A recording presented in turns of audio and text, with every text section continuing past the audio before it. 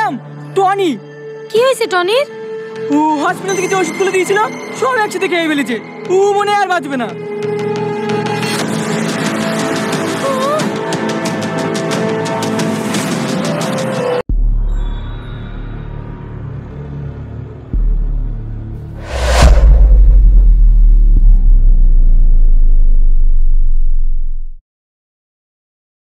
নিবাসী রাজেশ মণ্ডলের একমাত্র পুত্র ৫,০০০ টাকা দেনমোহরের পরিবর্তে তোমাকে বিয়ে করতে রাজি।